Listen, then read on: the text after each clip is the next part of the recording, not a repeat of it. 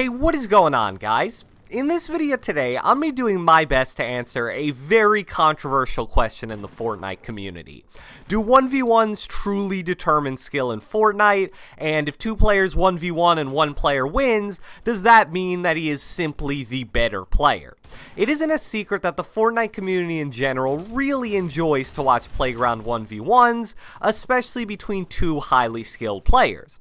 And I totally understand why that is. It's super entertaining to watch, since Playground 1v1s basically take away all the boring parts of a Fortnite game, and only shows you a super awesome and suspenseful build battle.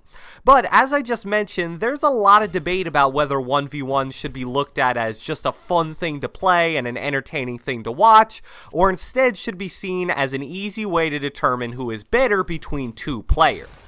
So without further ado, let's get right into this video. Alright, so let's start this video off by discussing the skills that I believe a Playground 1v1 build battle actually do show. First off is building speed.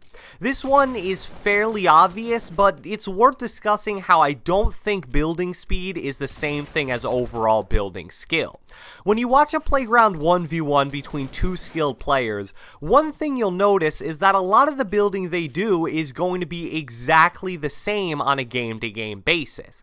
Since every single 1v1 is started the exact same way, with both players starting almost directly across from each other on the same level and starting at the exact same time, what this leads to is pretty much every player using the same 2 to 3 building strategies to attempt to take high ground right away.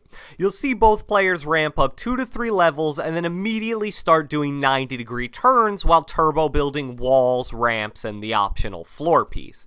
Once they do a few of those 90s, then they'll most likely start ramping up again and begin some sort of an attempt to block off the enemy player. I'm not saying that this isn't a skill, because it is, and you will see those specific build techniques used in actual organic build fights, but the point I'm trying to make here is that it's very rare in an actual Fortnite game for you to ever engage in a 100% fair build fight. 99% of the time, the two players build fighting are going to start on different levels of elevation, or start at different times, or start at less than perfect angles across from each other, plus a ton of other potential factors. And in my opinion, that is a major skill of building that Playground 1v1 simply doesn't teach you how to do. To be a really great builder, you're going to need to learn how to win fights where before the fight even starts, your opponent has 4 levels of high ground. You're going to need to learn how to win fights where you're getting your build shot at while your opponent isn't. And I'm sure that pure building speed would definitely help in situations like this, but trust me, it isn't going to single-handedly carry you. But I will add on that it is a major positive of Playground 1v1s that you're basically able to eliminate all RNG from the build fight. Like I said, players start at the exact same time, the exact same height, and at the exact same angle, as well as other factors like the same weapons, same amount of health, same amount of materials. So even though it's not going to teach you a lot of things, Playground 1v1s definitely do a great job of truly determining who is a more mechanically gifted builder, specifically in terms of speed. Speaking of mechanics, another element of Fortnite that Playground 1v1s actually do show is how good a player's aim is. And I think that when players talk about skills needed to be great at 1v1s, they overhype building speed a bit and sleep a bit on aim. It may not seem like it at first thought, but aim is definitely incredibly important for Playground 1v1s, probably even more so than it is in a typical public match. In a typical Fortnite match, you're going to be getting into a lot of fights where precision aim simply isn't necessary. You'll have those fights where you're shooting at a lesser skilled player, or shooting at someone not looking at you, or shooting at someone who doesn't even have materials. In all of those situations, you can have sloppy aim, miss a few shots, and still be totally fine at the end of the day and clean up the kill. However, in Playground 1v1s where your opponent is going to be in a mindset of constant building, consistently protecting himself, being aware of where you are at all times, it makes it so that the windows you have for actually hitting shots is so small. And I'll give a little bit of a personal example here. Even though it isn't specifically about 1v1s, I think it still applies. When I played in the fall skirmish last week, that was probably the biggest difference that stood out to me right away. It is so rare that you get the jump on people since it's a lobby filled of the absolute best players in the world, so you know that they're going to build almost instantly when they get shot at, so you pretty much get one chance to hit your shot, and that's it. But getting back to Playground 1v1s, you can be the fastest builder in the world, but if you can't hit your shots, you're going to lose a lot of 1v1s even though you're clearly outbuilding your opponent. So the most successful 1v1 players pretty much all have a combination of elite building speed coupled with elite aim.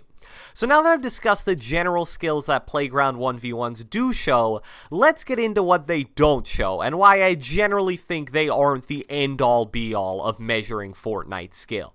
The first thing that Playground 1v1s definitely don't show is general decision making. Decision making is obviously a super important part to being a great Fortnite player, but your decision making really isn't going to be tested at all in a Playground 1v1.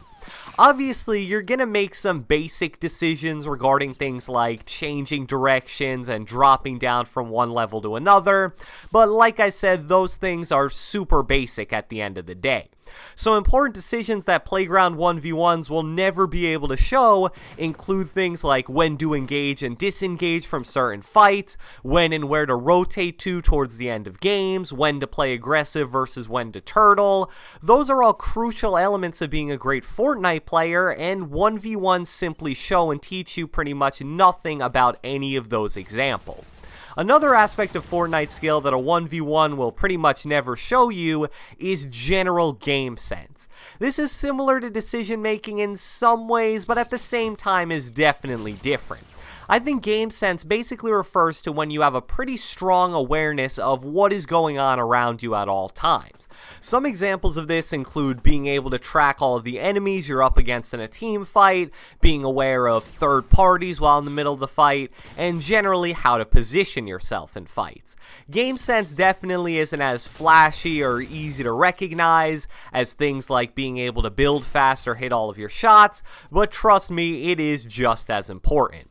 And just to add one more quick thing that I forgot to mention in the last section, in most 1v1s, overbuilding isn't punished because both players start the fight with 3,000 materials.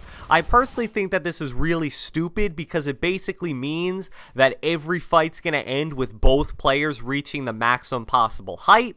That's why I personally strongly prefer and strongly recommend 1v1s where both players start with only 999 total materials. That way it limits spam building and makes it so that you have to make an effort to use your materials efficiently so you don't run out in the middle of a fight. So I think that's a solid explanation of some of the most important skills that a 1v1 either does or doesn't show. So what's my final verdict? I think that 1v1s definitely do show a solid amount of Fortnite skill. I think that people who argue that 1v1s mean absolutely nothing are just foolish, because if that were the case, then the top players in the world like Tfue, Cloak, Poach, etc. would be vulnerable to losing to average players in 1v1s. And for any of you guys that have ever seen pros do Playground 1v1s, you would know that that simply isn't the case. However, on the other end of the spectrum, I also think it's equally as foolish to treat 1v1s as the truest test of Fortnite skill. As an example of this, I remember a few months back when Playground first came out, a lot of the top competitive guys and pros were doing 1v1s on stream. And during this time, TSM Hamlins was absolutely destroying a lot of pro-level players in these 1v1s. He was beating Tfue, Myth, Daquan, pretty much everyone who matched up against him, and he was beating them fairly easily. A lot of people saw this and started to proclaim him to be one of the top 2 or 3 Fortnite players in the entire world. And while Hamlins is obviously an insane player, the hype was definitely overblown a bit. I think a great and super simple comparison to Fortnite 1v1s are simply 1v1s in basketball. Do those 1v1s show some of the skills which are absolutely crucial to being great players, such as isolation scoring, isolation defense, and shooting? Yeah, absolutely. But a 1v1 isn't going to show other super important skills like passing, rebounding, off-ball defense, and plenty more. So what you guys should take away from this video is that 1v1s are definitely really fun to play and watch, and they do show off certain very crucial skills to being a great Fortnite player. However, make sure you take the actual results of those 1v1s with a grain of salt. So I hope you guys enjoyed this video, and if you watched the entire thing, be sure to leave me a comment down in the comment section below. What are your general thoughts on 1v1s? Do you think they show skill? Do you think they don't mean anything? Do you just in general enjoy watching them? Be sure to leave a like, leave a comment, subscribe, turn on post notifications, do whatever the heck you want, and I will catch you guys next time.